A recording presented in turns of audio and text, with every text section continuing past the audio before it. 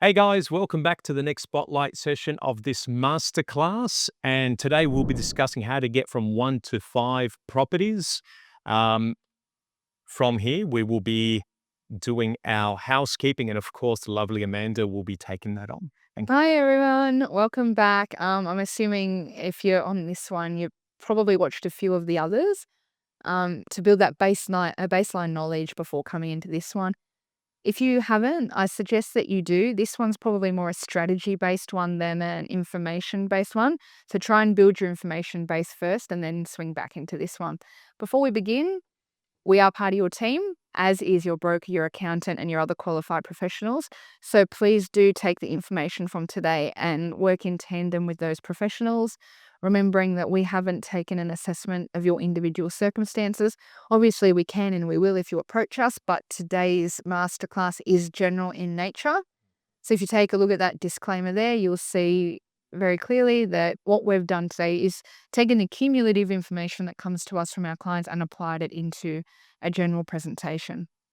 So today's topic 7 out of the 10, as you know, or hopefully as you know, they work in pairs.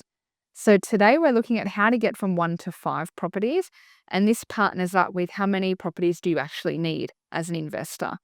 And you'll see when you watch the other masterclass that this topic is quite significant because a lot of people think they need a whole bunch of properties to retire, or it's really unachievable, or this is a method only for rich people or high income earners or people with inheritances. And that's just simply not true. So the idea of topic 7 and this pair of classes is just to illustrate, obviously in a general way because you're all different, but to illustrate that it is achievable to the average person. So do please watch both of these if you can, or watch them all. I mean, they're free. Watch them all. But if you're watching this one, please watch the partner one at least, just so you can see that it is achievable. Again, as I said, we're speaking generally. If you want to apply this sort of philosophy to yourself, do book a call with Dragan to do that, because he'll help you, I suppose, streamline the process to your circumstances. That's right. The QR code is up. So, guys, scan the QR code, book that 15-minute discovery session with myself, have your questions ready no matter how silly you think they are. You'll have 15 minutes with myself, or alternatively, just to go to propertysessions.com.au/15 and we'll chat there. Now, a little bit about myself. If a lot of you have already watched this, I don't like talking about myself, so I'll keep it nice and short. My parents from former Yugoslavia migrated to Australia in the 70s, lived in commission housing in an area called Redfern in Sydney. Grew up around kids that had when I was one of those kids that did not have. Growing up, obviously with my name and not having, it was a bit of a tease fest, I guess. Not too much, but I guess it sort of sparked, a passion for me to have a drive when I get older, to succeed. Started my own business at the age of, in my early 20s, and then very shortly after started investing in property. I promised myself that my kids would have the education to understand when they get into their adulthood, not to make the mistakes I did, and have an easy life for themselves. Now, obviously, fast forward 20 something years later, I have achieved that, achieved my business, my portfolio, but now I'm also educating, and we're educating and showing my clients also the right way on investing within property. Amanda, over to you. I feel like we need to just pre-record Dragon's Rose and then just insert it into Yeah. each masterclass. I wonder if there's an AI program that can, just, yeah, here's writing. No, maybe. Just And insert your... so perfectly. Anyway, Amanda, you do it great. So over to you. Oh, I don't know. Your background's a lot more interesting than mine. Yeah, but your speech is better. All right, let's give it a go. All right. What bit will I focus on today? I always try to make it a bit different so you guys don't have to listen to me say the same thing every time. Like I do. I've almost memorized yours. I know. And I haven't. No, everyone, they have. They could probably do your introduction. Yes. Why don't we do that? Just rotate different clients through to sit in your seat and say your bit. Yeah. That could work. Actually, anyone out there who does a good job, I have a book coming up, and I'll send you a free signed book. How's that? They do your If bit. they do mine, send it through. But now he's That's a promise. outsourcing his own job. Oh my goodness. What should I focus on? Which bit should I don't know. You guys know. Used to be an English teacher. Gave that up, came here. Had a bunch of kids. Bought a bunch of properties. Well, you could do a better job than I don't know. It's not easy. I didn't grow up anywhere colourful like Redfern. I grew up on the outskirts. Like I grew up where I went to school in Parramatta. Here we go. I'll take this angle. There you go. I went to school in Parramatta, so everyone used to converge on the school from like trains. They used to catch trains. If you didn't catch a train, if you didn't live on the train line, you didn't exist. Okay. Now back then, 20 years ago, I lived in a suburb called Kenthurst. Nobody had heard of it. Now people kind of know because development sort of made its way out there or past there, sort of skipped Kenthurst. But you know, like our way out, like 20 years ago, I lived in, I'm going to make this PG-13 again, I apologize, but I lived in the arse end of Sydney, okay? We had no street lights. We had, like, most roads were still dirt. We have no gutters. There's still no gutters at my parents' place. I grew up on acreage and a different life to the kids that I was going to school with in Parramatta. So whenever I had a birthday party, nobody came because they couldn't get there. You know, their parents couldn't throw them on a train and their parents didn't want to drive all the way to Kenthurst and then have to wait around for my party to end so they could take their kids on, right? So I was that grumble bum that always begrudged living so far away. So I didn't live in Redfern near the city and the excitement. Like you said you didn't have whatever, okay, you didn't have shoes. Yeah, but Like, I didn't have proximity. I didn't live near my friends. you can't go anywhere if you don't have shoes. You can't go anywhere when you've got to walk 10 kilometers to a bus stop. Oh, okay. I used to get 3 buses to school. I used to leave at 5:30 and get home at 5:30. 3 buses there, 3 buses back. Yep. I got my P's on my birthday and started driving the minute that I could. I loved my school. That's why I did. I don't want to talk crap about. I loved my school, and that's why I sat on those 3 buses there and 3 buses back, and left in the dark and got home in the dark. But yeah, like it. I don't know. What's my point? Work ethic, drive. I don't know. I loved my school and I loved my friends. I just had to go to them all the time. But but you know, I look at my kids and the life they have now. Like we all do that thing. We all do that parent thing where we're like, back in my day, you know, we all do it. No. And my parents still do it, you know, and my grandparents' life in Italy. I mean, anyone that's ethnic knows that the stories, you know, their grandparents walked uphill both ways to school and they're like, wait a minute, how? I bet you our kids are going to go, you know what? My mates had the iPhone 16 where I only got the 14. My daughter's already asking for an iPhone. She's 6. Yeah. And she's asking for an iPhone. I think I've got a few old ones lying around. I said, when you start high school, I'll put a SIM card in one of the old ones. Sounds like your dad. She goes, no, mummy. No, I've been up front. Oh, yeah. Okay. She goes, no, mummy.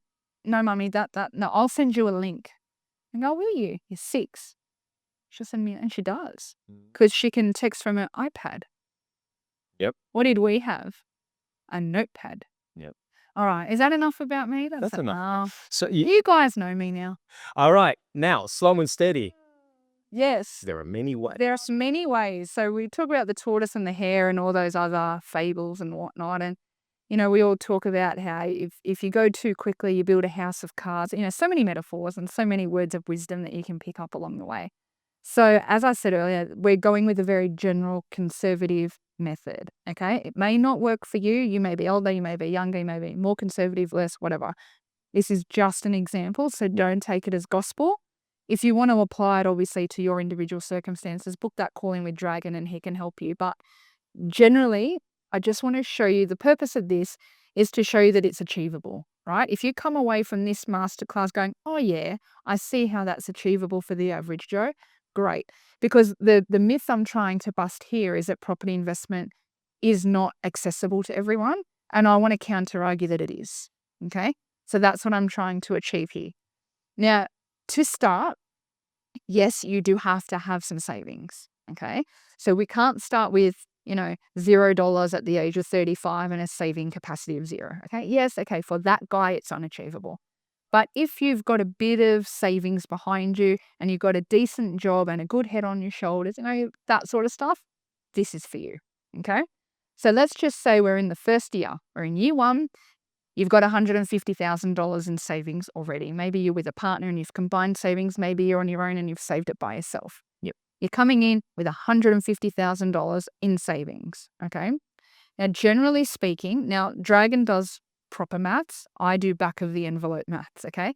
So back of the envelope maths is quick numbers just to see if something is viable. If the back of the envelope maths gives you a thumbs up, then you do the deep dive. Okay. So these numbers, back of the envelope maths. So generally speaking, I always say that your deposit should be about 25% of your purchase price, 20% being the actual deposit, and approximately 5% being stamps and legals. So your stamp duty, your fees, your conveyancer, and so on. Give or take, okay? So by saving up 25% of your deposit, you're avoiding that LMI, that lender's mortgage insurance. You're keeping your LVR, your loan to value ratio, at 80%, or ideally lower, but we want to keep it at 80% or below. We don't want to go over if we can. We do have another masterclass where we talk about LMI and where it is viable or even advisable to pay it. But for this example, we're going conservative, okay? So the conservative strategy here, we're not going to be too aggressive going to 95% LVRs, even though there are times where it is the right thing to do. We're staying conservative here at 80%. Yep.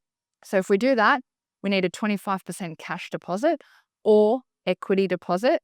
Watch our masterclass on debt recycling, Protecting the Castle, it's called. So if you've got equity in your home, watch Protecting the Castle, because that will skip you having to save the deposit here. I feel like I'm tying we need a web where they all tie together. But that's coming with this deposit, whether that's come from your equity, Protecting the Castle webinar, or whether that's come from manual savings, it doesn't matter. So 25%, 20% as your actual deposit, 5% as your stamp duty and your legal fees. Therefore, 25% means that your total purchase price you can afford, if your broker gives you the go-ahead, a property to the value of $600,000. Okay? So let's assume you've done just that in year one with your $150,000 deposit. You have just purchased a property for $600,000. Congratulations, you have got your first rung on the board. Okay. So we've got this one property. Let's take a look at what happens to it over the next 5 years. So remember, we're being super conservative. We're not going to do anything now for 5 years. We've just got this one. This is how conservative we're going. Really conservative. So let's look at the numbers here again. Back of the envelope. Okay. Purchase price, $600,000. Loan amount, $480,000. So that $150,000 you had, $120,000 of it was your deposit, $30,000 of it was your stamps and legals. So that means that we've taken out a loan of $480,000. Let's say our rental income is about $30,000 per year gross. Does the rent cover the mortgage at 6% interest only? Yes, it does. And we always say that your investment loans should be interest only. We don't want to pay them down yet because we want to keep that equity in our pocket. So what we do is we just pay the interest. So we're just maintaining the loan. We're not paying down the loan.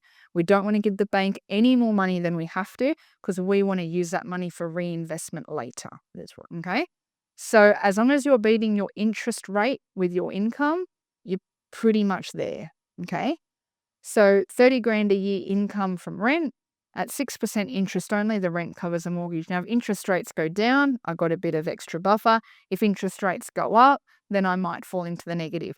So again, we're looking at back of the envelope maths. When you do your back of the envelope maths, you might hike it up a little bit. So if investment loans are going at 5%, you might just run your numbers at 6%, just so you know what you're in for if rates creep up a little bit. Now, that's our purchase statistics. But what happens over the 5 years? Let's assume the market just chugs along, right, at 5% per year. Now, some years it might do 2%, some years it might do 7%, but let's say that it averages out at about 5% per year. So after the first year, your $600,000 property is worth $630,000, so you've got your stamp duty back.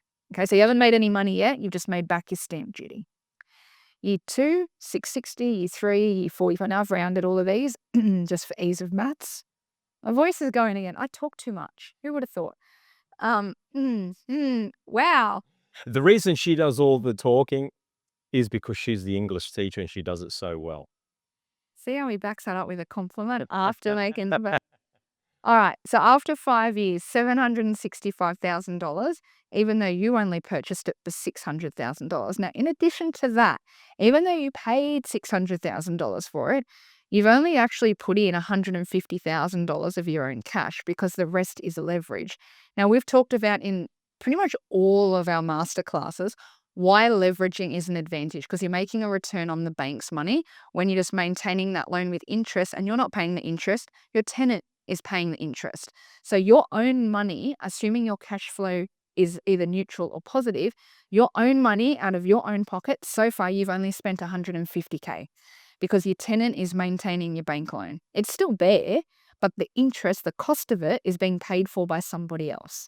Okay, so you've now got $765,000 of value against which you owe $480,000 still, because we haven't taken anything off that principal amount. So if you were to sell that and give the bank back their $480, because they only want back their initial investment, you've been maintaining the interest, so they're happy. They get their $480. So your $150,000 now has almost doubled. Okay, we're at, what's that, 285. I did maths off the top of my head. Look at that. 285,000 off your 150. So you've pretty much doubled your cash component in 5 years. So this is where property has an advantage over stocks, because leverage, you're making money off the bank's investment as well. Okay, but that doesn't matter yet. So in year 5, and we've only purchased the one property in that 5-year window, your property is now worth $765,000, but it hasn't cost you a further cent because your tenant is maintaining your mortgage. You've only spent your $150,000 initial investment. Your loan, still $480,000 because we're only paying the interest, not the principal. But you now have equity, okay? Now, before, when I calculated your equity if you sell, that's when you get the full amount of the sale price, right? But we don't want to sell the property, because when we sell the property, we trigger things like capital gains tax, which would have to come off, agents' commissions, and so on. So that nearly $300K isn't a true $300K because it's subject to tax, it's subject to other costs, okay? So when you have these spookers and these buyers agents like, hey, you made this much money, not yet. Taxman still gets his cut, okay? Yep. We want to cut the taxman out. So the way we cut the taxman out is we access the equity instead. So we keep that first property, which is now worth $765,000. We go back to our broker. So remember, we said we're just part of your team. You still have your broker, you still have your accountant. You go back to your broker, you get them to value your property, confirm that value of $765,000, and you go, right, I want to refinance that to 80% of the new value, the current value, because my $480,000 loan, it's too low on a property of that value. I can go to 80%, still manage my risk, because 80% is not a high risk loan. There's no mortgage insurance on that. So I'm going to refinance that to 80% of the new value. So you now qualify for a loan against that property. 80% of $765,000 is $612,000. So $612,000 less the $480,000 that I've already taken from the bank will give me another $132,000 against that property, assuming your broker says you can service that. Now, likely yes, because it'll be an investment loan with an income. So as long as you're borrowing for the purpose of generating an income, most banks are okay with it, because that loan pays for itself and they know that you're not at risk of falling behind because you're purchasing an investment. But again, that's a broker question. Yep. Now, say you qualify for this $132,000 top up on your loan. What's that? That's another deposit. Yep. You haven't had to save that yourself manually. Your equity has done that for you over the 5 years. Okay. But let's just say you are a diligent investor and you have managed to save a further $50,000 over 5 years. So $50,000 over 5 years is about $200 a week. Okay. If you can save $200 a week and let your tenant pay off your mortgage, or not pay off your mortgage, pay your interest for you, then you can walk in after 5 years with another deposit of $182,000. Now, we know that that deposit is 25% of your purchase price, 20% being your actual deposit, 5% being your stamp duty and your legal costs. So you can now afford a second investment property to the value of $728,000. Okay, so you will own 2 properties. If we go to the next slide there, property 1, property 2, you will own 2 properties now. So property 1, the value of it is at $765,000 with a mortgage of $612. Property 2, which we've just purchased now in the 5th year, $728,000 value with an 80% loan of $582,400. Your total investment in cash is just that initial $150K plus the extra $50K that you saved in the 5 years and put on the second property. Yep. So your cash component that you've put in out of pocket is $200,000 in 5 years. You now own 2 properties. Both of your loans are only at 80%, and both tenants are covering your interest repayments. Yep. Okay, so what is our hypothetical market doing now? The last 5 years, we looked at 5% annual growth. It was slow and steady. But you know what? After 5 years of that, I think we've got a boom due. What do you reckon? No, I think so. I reckon there's a boom due. Now, we know properties double every 10 years-ish. You've already owned the first one for 5 years, okay? So this is why I'm saying we're probably due for a bit of a boom because our 10 years have nearly clocked up, right? And assuming you didn't buy it in a boom, you bought it a couple of years after a boom, I think we're due. So let's take a look and see what happens. I've got the next 5 years there. Now, a boom doesn't all happen in one hit. You don't get 30, 40% growth in 1 year. A boom takes a year to heat up, right? So we might go from 5% growth to 7% in year 6. Then we might have 2 years of like solid 10% growth. So over 3 or 4 years, that's when you get that 30 to 40% growth, okay? Year 9, it might cool off a bit. We're down to 6%. And then year 10, it sort of drops. So we only go to 3% because we've overshot it with the boom, okay? So these sorts of numbers are fairly typical of those market fluctuations that we see. We see a bit of a steady market for a few years. It pops up a bit and then it dips down a bit. So we can see that here in the next 5 years, which will give us that total 10 years of ownership on that first purchase. Okay, so investment property 1, investment property 2, what are they worth? So after the 7% growth and then for the 10%, 10%, 6 and 3%. Yep. After the 10 years, that first property that you paid $600K for is now worth $1,080,000. So it hasn't quite doubled in the 10 years because this example is conservative. We're not overpromising anything here. Okay. Just so we're on a note, just so people know out there, the national average growth rate is 7 to 8% over time. So we've underbaked this hard. Yep. I'm not selling you a strategy. I'm just showing you that it's achievable. So even if the market has a slow 10 years, we've still got a boom in there, but it's an undercooked one, right? Yep. Even if we have a slow 10 years, I'm still showing you that you can get to 5 properties. Because a lot of people have this view, and I'm glad you brought that up, actually. A lot of people are like, oh, the boomers were advantaged. It was easier for them. We've just come off like 30 years of unprecedented growth. Okay, let's underbake it. Does it still work? Yep. Yeah, it does. It still works. Yep, that's right. All right. So your 2 properties, your first one's worth $1,080,000, your second one's worth $1,030,000. In those 5 years, we have not made any further purchases. We're 10 years into our journey. Okay. So let's take a look. We're doing a 10-year portfolio review. So property 1, we still only owe $612,000 on it. We paid $600,000 for it. So we now owe more on it than what we paid because that equity has outstripped the purchase price. Okay. Property 2, we paid $728,000. It's now worth $1,030,000, but we've only owned that one for 5 years. So that's a good $300K growth in 5 years. Can you save $300K in 5 years? Probably not. Okay. So your equity growth usually will outpace your savings. So if you're not buying opportunistically, if you're sort of waiting or delaying, you can see that the market will outpace you. So you're better off throwing your money into the market. So you've gone in with 2 properties. You've ridden the boom with 2 ships in the sea. Okay. So your total equity position, so now we look at them together, all right? So the total value of both of your properties is $2.11 million. Your total asset value for your investments is $2.11 million. So 80% of their value is $1.688 million. So that means against those, you can borrow 80% without triggering any lender's mortgage insurance. Again, we're being conservative. If you want to borrow more and you qualify to borrow more, go for gold, borrow as much as you can, right? But we're being conservative.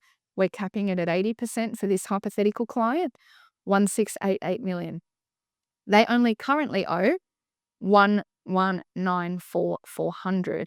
So we've got nearly $500,000 there in extractable equity without overblowing those loans past 80%. Okay. So that $500,000, you have not lifted a finger at all.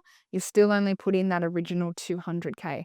So that 200K without even forfeiting your properties has already more than doubled in cash. Now, what you can do at this point is go, you know what? I want my 200K back. I'm going to take my 200K back and just reinvest the other 300. So you've got your initial investment back. You're essentially freeholding these properties from a cash perspective. And the reason I say that and I use the term freeholding is because people tend to do that with their stocks. They'll overbuy stocks, and then once it doubles, they'll sell down a portion of that portfolio to freehold the rest.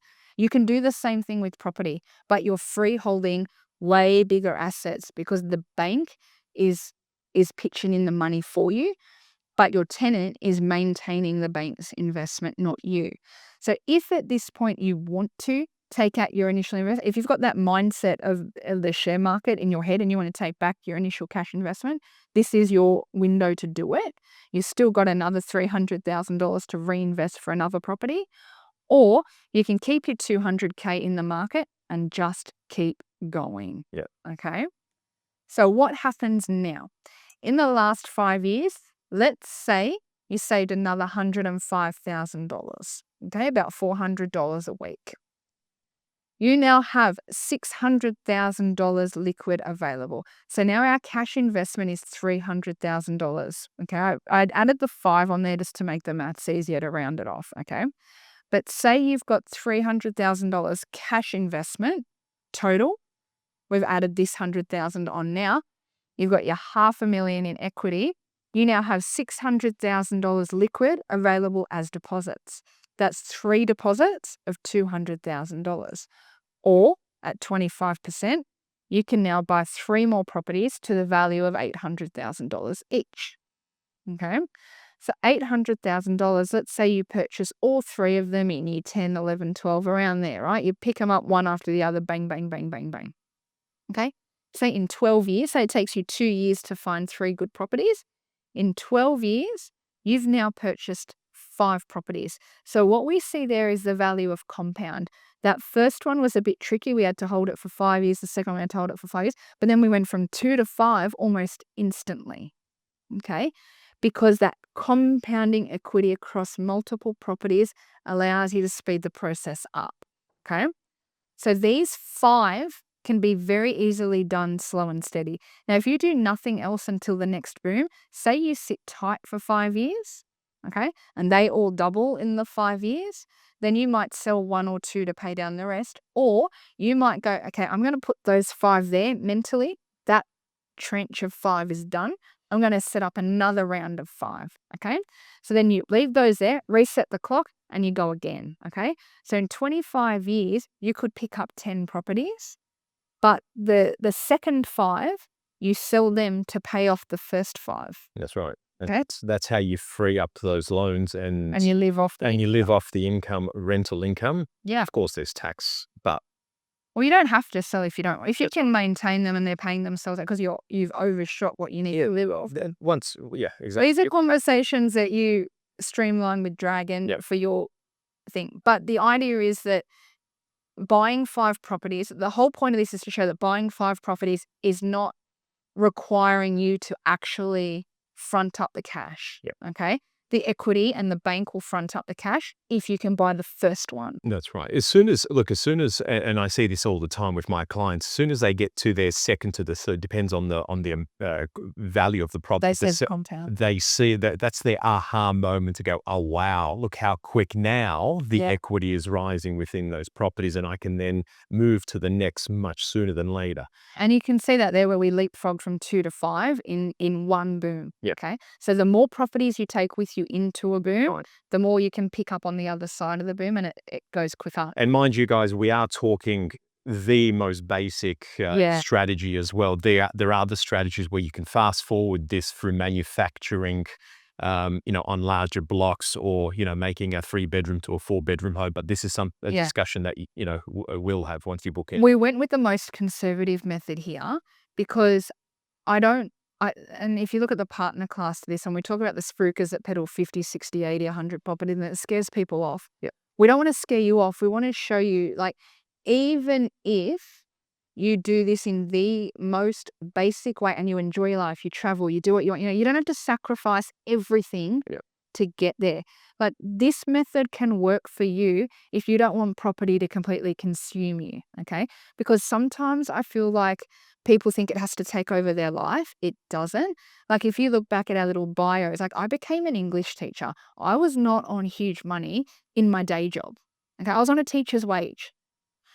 I did not have this it was a passion of mine, property, but it wasn't my whole life. I was a teacher first and foremost, and I got married and had babies. I was a mum, right?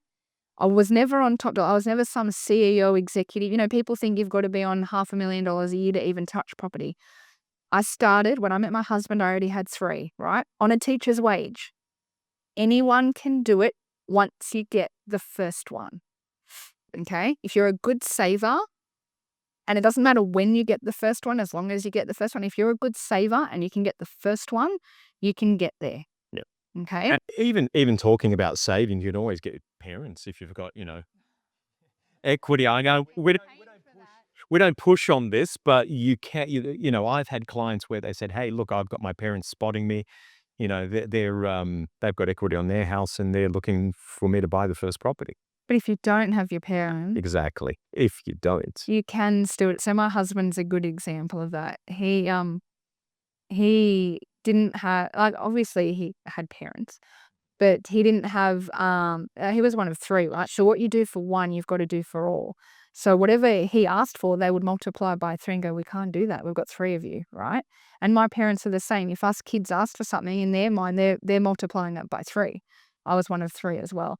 So yeah, okay, your parents might want to help you out, but if you've got siblings and, or Yeah. whatever, don't rely on that. You can do it on your own, and it's more like my husband wanted to do it on his own, whereas I've leech off my parents as much as I can. More for babysitting than anything. Like, Yeah. calling my parents every day for something, whereas he's a very proud man. He likes to do it on his own, and it hasn't stopped him. He came into the marriage with properties too, doing it on his own. So don't let that put you off. And as much as, like, we find the things that put people off is, oh, my parents can't back me. That's okay. Or I don't earn enough money. That's okay too. I did it on a teacher's wage and it can be done. I did live at home, so I didn't have rent to pay for, but it might have slowed me down a few years, right?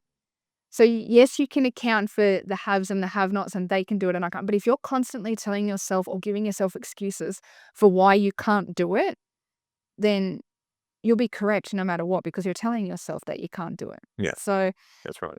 what you can do is, yes, you can find people, they did it, that, and you get caned for that as well. Well, you still lived at home even though you were a teacher. Like, people have an answer for everything. Okay. You either want to do it or you don't. And if you want to do it, this is the way. Yeah. Right. That's what it boils down to. If you want to find excuses, now I'm becoming the parent. Now I do sound like my parents. But if you want to find excuses, you will, is what I'm saying. Because there's plenty of them. You'll find them if you want to find them. But if you want to push past them, you will as well. And look, I also got to make a point that for anyone out there who's watching, who's at a position where, they do earn good money, you're in that sort of 400, 500K, and you're looking at this and go, well, I'm looking at, this sounds all good, but I'm looking at something that's a next level within, I can borrow a little bit higher than, 5, 6, 700,000. Yes, we do cater for that as well. So if you're out there and thinking that, that's your answer. Yes, Oh, there's a million ways to skin this cat. definitely. Like I said from the beginning, the point of this masterclass is to show you that it's accessible. Yeah. How far you take it is up to you and your circumstances, is consultation with Dragan, Yeah. for sure. And this is where this QR code comes in. So, it's up there, scan it, jump on a call with me, have your questions ready, please. Have your goals ready, no matter how far-fetched you think it is. I'm happy to run everything through the 15-minute discovery session with you. Can I chime in there and quote? So I'm glad you mentioned Go for it. because I feel like all I do is talk about my husband now, but it's relevant for this topic because he is Captain Ambition. And his favorite quote is, you always underestimate what you can, no, you always, I'm going to get this right. You always overestimate what you can do in 1 year, but underestimate what you can do in 5. So when people set their goals, they tend to overshoot what they can do in the immediate future, but then surprise themselves by how far they get in the 5 years. And we've done that every time because you don't want to count chickens before they hatch, right? So 5 years away is a long way. Like this, you tend to be over conservative. If you made this presentation your 10-year goal, you would smash it because it is too conservative, right? Yeah. So just to, when people say, oh, my goals are a bit lofty, they're probably not. It's funny, when I was young, my grandfather, he actually said to me, there was a quote he said, live your day like you're gonna die tomorrow, but plan your life like you're gonna live forever. And that motto has stuck with me, and I think about it quite often. So Yeah. it's a good one to have, but obviously sensibly. Cool. So yeah, coming back to it, guys, QR code, scan it, book a 15-minute discovery session with me. Alternatively, you can go to propertysocians.com.au/15 and let's have a chat. Until then, See you next one. see you on the next masterclass. Have a good day.